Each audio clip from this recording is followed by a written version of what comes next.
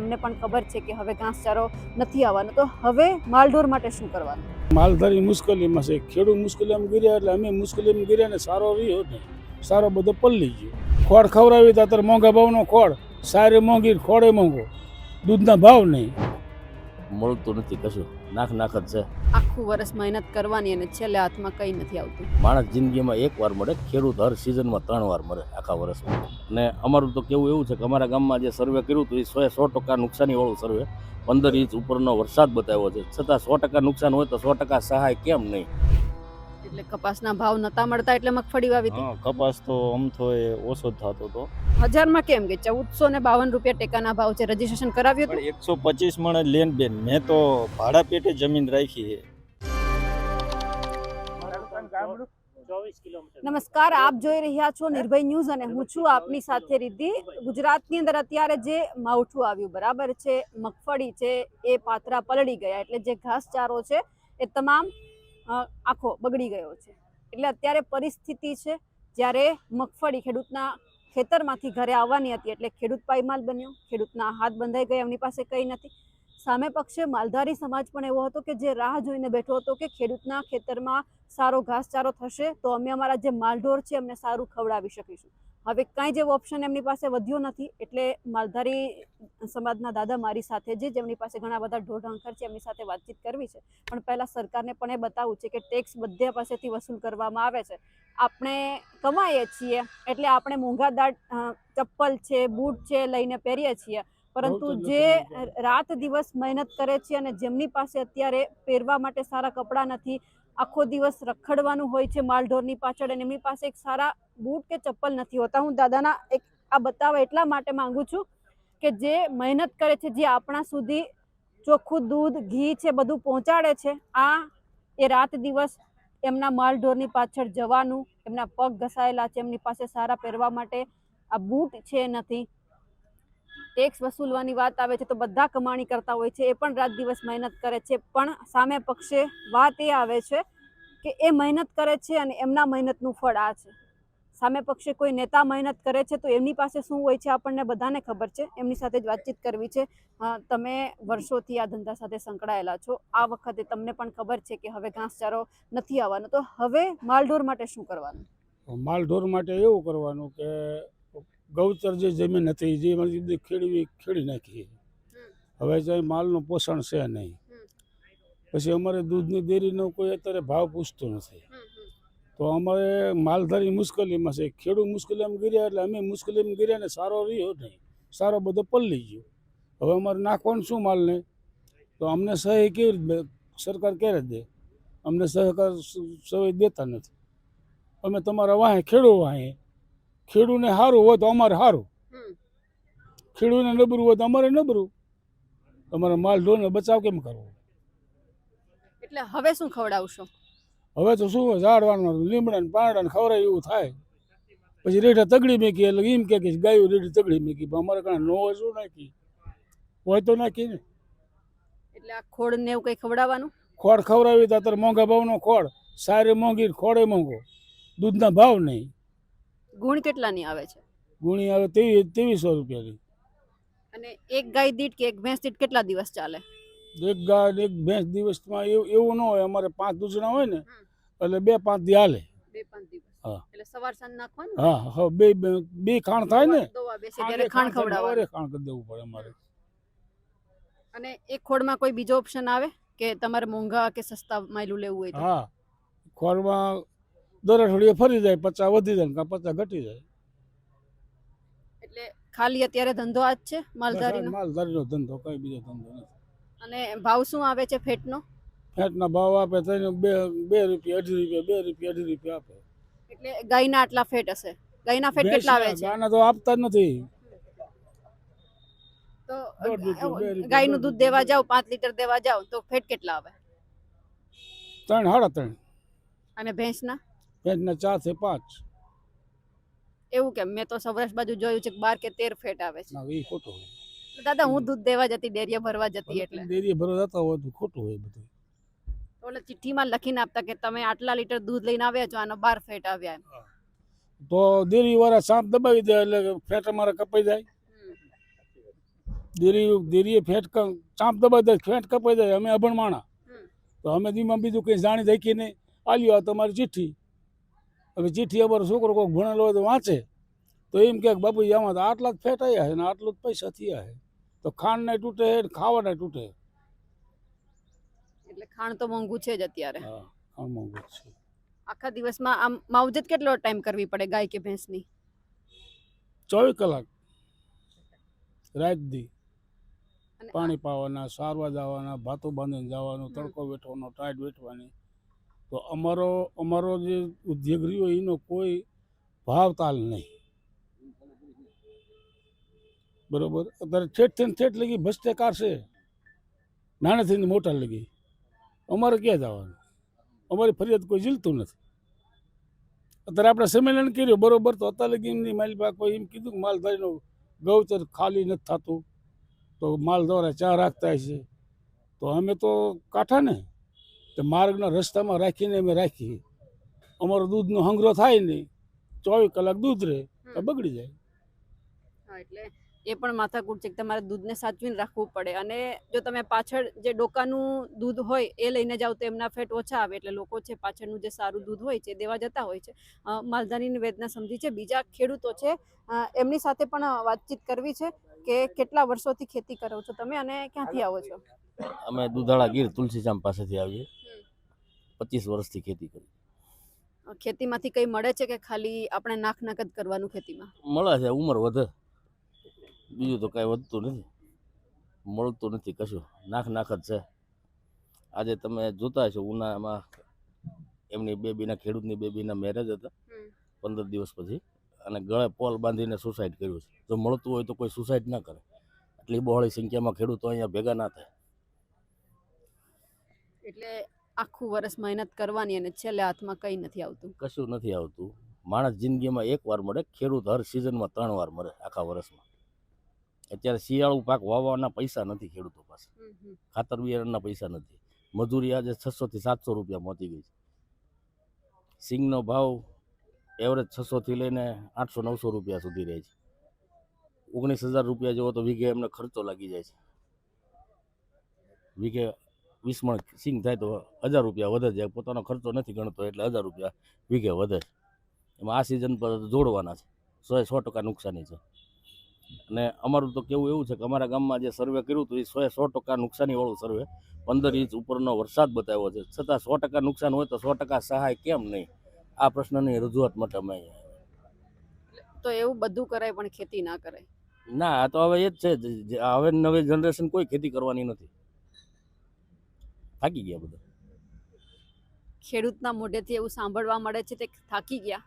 આ એટલે થાકી ગયા છે કે એમને અત્યારે જે માવઠું આવ્યું અને પૂરતી સહાય નથી મળી. બાકી આ જો રાત દિવસ 4 મહિના સિઝનમાં કામ કરે ને તો એકવાર ખેડૂત વાડીએથી ઘરે આવે ને તો એકવાર એવું નથી કહેતો કે હું થાકી ગયો, પણ આજે સરકારથી થાકી ગયા છે. અને સરકારને કહેવાનું કે તમારાથી જો થાકી જાય ને તો પછી એક સમય એવો પણ આવે કે તમારે ખુદને થાકવું પડે અને નીચે બેસી જવું પડે. બીજા પણ છે. તમે ક્યાંથી આવો છો અને આ વખતે શું વાવ્યું હતું? હળવદ તાલુકો, સાપકડા ગામ. મગફળી, કપાસ. કપાસનો તો મગફળી જતી બે. એટલે કપાસના ભાવ નતા મળતા એટલે મગફળી વાવી હતી. હા, કપાસ તો આમ તો ઓછો જ થતો હતો, મગફળી તોય થતી જ, પણ ઓણ તો એ બગડી ગઈ. કેટલા વીઘામાં વાવી હતી? મેં 60 વીઘામાં વાવી. એટલે 60 વીઘામાંથી હવે કઈ આત્માનથી? વીઘામાંથી 30 વીઘાની હાથમાં આવી, 30 વીઘાની પલળી ગઈ. 30 વીઘાની હાથમાં આવી એ 1000માં જ જાય. આગલી સાલ તો તોય 1300-1400 રૂપિયા બજાર આવતું હતું. તો 1000માં કેમ કે 1452 રૂપિયા ટેકાના ભાવ છે? રજીસ્ટ્રેશન કરાવ્યું હતું? પણ 125 મણ લેન બેન. મેં તો ભાડા પેટે જમીન રાખી છે, એમાં તો મારું ખાતું નથી, મારું નામે નથી. ભાડા પેટે રાખી, હું કેને દેવા જાઉં? મારે તો બજારમાં જ વેચવી પડે. બજારમાં મેં 1500 મણ વેચી. હવે ભાવ ફેરે માનો 1000માં ગઈ એ 1400 રૂપિયા કે 1500 મણના કેટલા રૂપિયા થયા? મારી ગણતરી એ 6 લાખ રૂપિયા થાય ખાલી ભાવ ફેરમાં.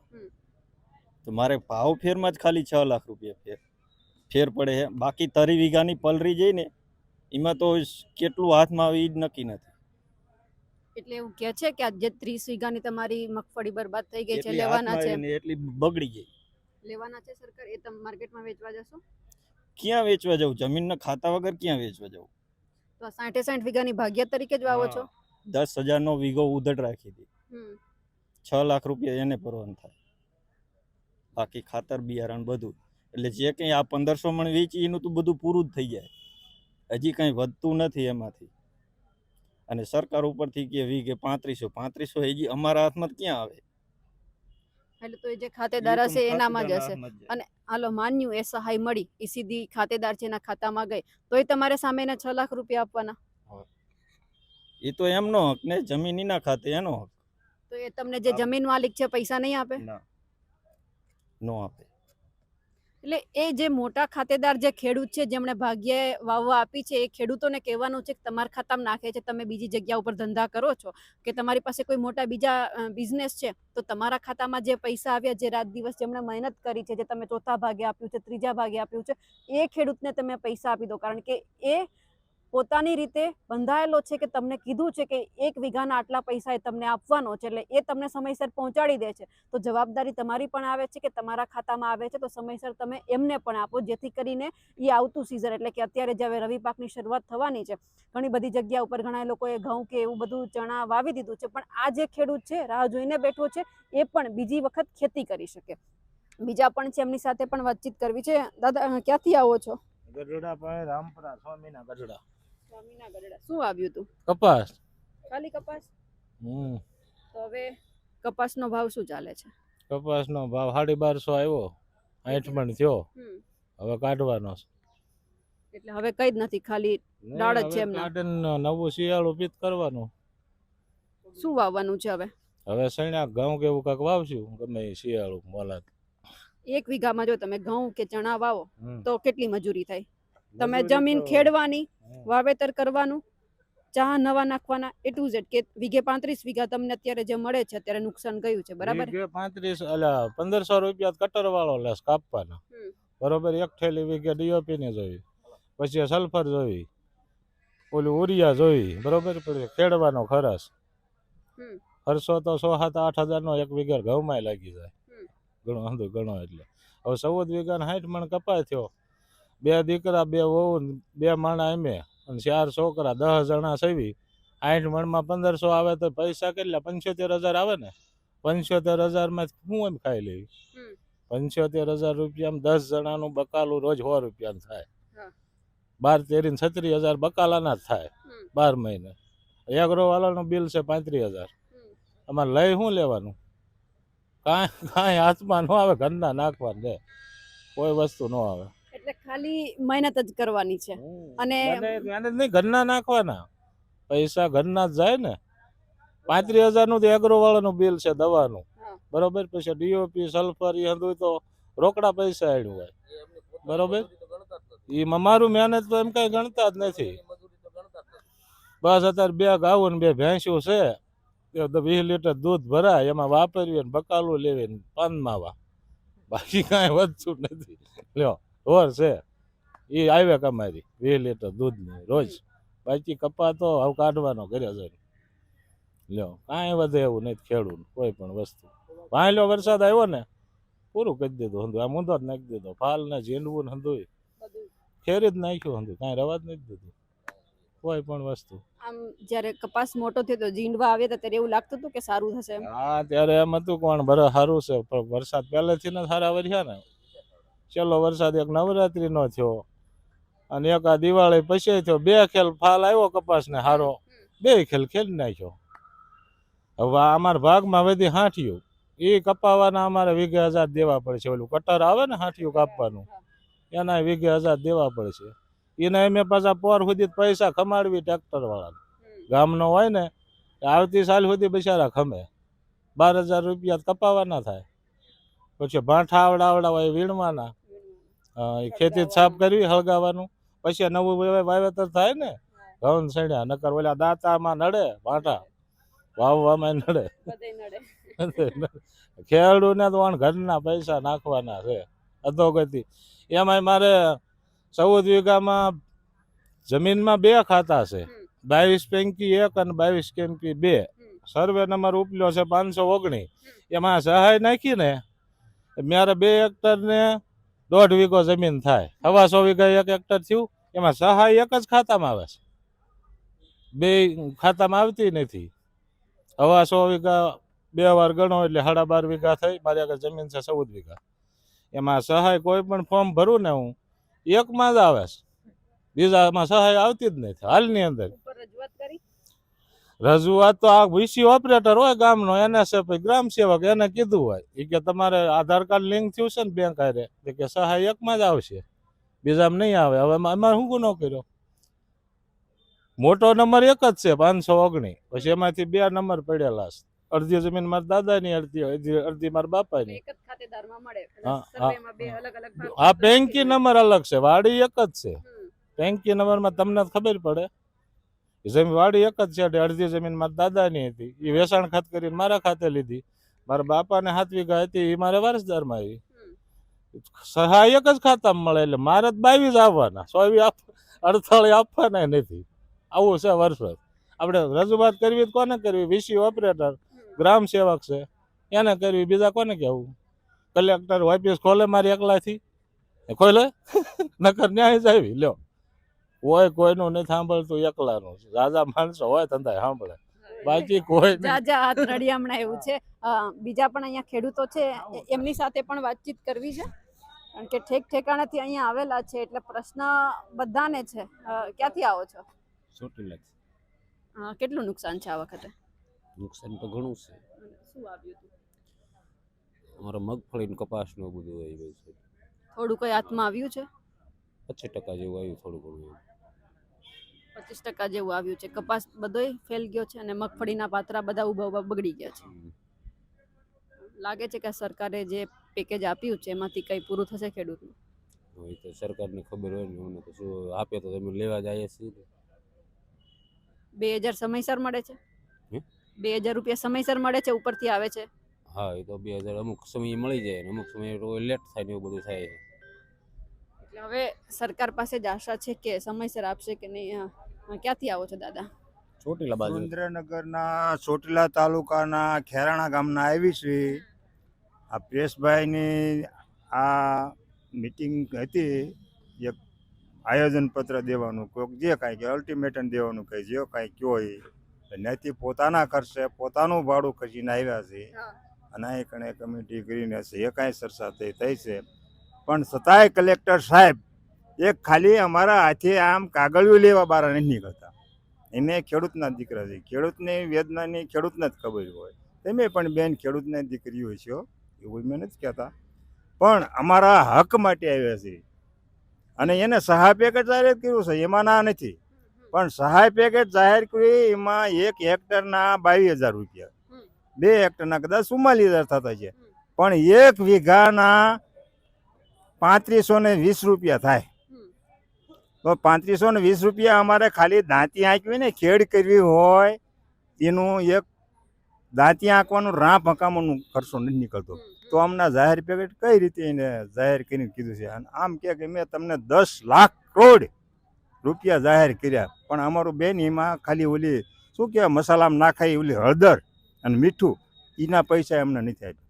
છતાં સરકાર આવું કરે છે. પણ અમારો કુદરત હશે, અમારો કુદરત રૂઠ્યો તો અમારે અહીં માંગવા આવવું પડ્યું ને, કંઈ મેં માંગવાનું આવે. આવું છે. અને છતાં જે બેઠા છે 3 કલાકથી, તો એક આટલું કાગળિયું છે એ લેવા નથી આવતો કલેક્ટર સાહેબ. હવે એને કોનો દબાણ હોય, શું કરવાનું હોય, શું ખબર. પણ હું તો એવું કહું છું કે લઈ લે. તો આ જેટલી પ્રજા અહીંયા અમારા જેટલા ખેડૂત ભાઈઓ અહીંયા બેઠા છે, એ ભૂખ્યાને તરસ્યા બેઠા છે, બેહે નહીં. પછી એને જે કરવું એ કરે. એને કુદરતને માથે રાખીને દેવું હોય તો દે, ન દેવું તો કાંઈ નહીં. પણ એમ તો અમારા હક સારું થઈને આવ્યા છે, બસ એટલું અમને. આવું માવઠું જોયું છે ક્યારે? આવું માવઠું તો મારા લગભગ 60 ને 61 વર્ષ થયા છે, એમ કોઈ દી દુનિયામાં આવું માવઠું જોયું નથી ને આવું નુકસાન જોયું નથી. માંડવીના તરતા પાથરા, પછી માંડવીને ઢાંકેલા ઢગલા હોય, અમુક ખેડૂએ કાઢેલા ઢાંકેલા ઢગલા હોય, અને ખેતરમાં પાણી આવે એટલે બધું તણાઈને વ્યૂ જાય. પછી છેડે ઊભો આમ આડું લુગડું રાખે. તમારી જેવી દીકરીઓ હોય ને આમ તગારા ઝારા લઈને માંડવી બારી કાઢે, છતાં એ તાણી ગયો છે. તો પણ શું કરવાનું? આવું માવઠું મેં કોઈ દી નહીં જોયું. મારા 61 વર્ષ ત્યાં કોઈ દી ભાળ્યું નથી આવું માવઠું. અને એવું નુકસાન છે, 100% નુકસાન છે. એટલે ખેડૂત રીતના આપણે બધા સાથે વાતચીત કરીએ એવું કહે છે કે 100% નુકસાન છે, પણ હવે એ જોવાનું છે કે સરકાર કેટલું આપે છે, કારણ કે અહીંયા તમે બધાના ચહેરા ઉપર જોતા હશો કે એક વેદના છે પણ કોઈને દેખાતી નથી. જ્યારે ખેડૂત બોલે છે ત્યારે એની તમે જે ડૂમો ભરાયેલો છે પણ એ બહાર નથી નીકળતો, કેવી રીતે બહાર કાઢવો? એ રડતા નથી, ખાલી એવું કહે છે કે અમને અમારું જે વસ્તુ છે મળવી જોઈએ, સહાય મળવી જોઈએ. તમામ જે આ ખેડૂતોએ પોતાની વેદના ઠાલવી છે તેમને લઈ આપ શું માનો છો કમેન્ટ કરીને ચોક્કસથી જણાવજો. સાથે જ અમારી નિર્ભય ન્યૂઝ ચેનલને લાઇક, શેર અને સબસ્ક્રાઇબ કરવાનું ભૂલશો નહીં. નમસ્કાર.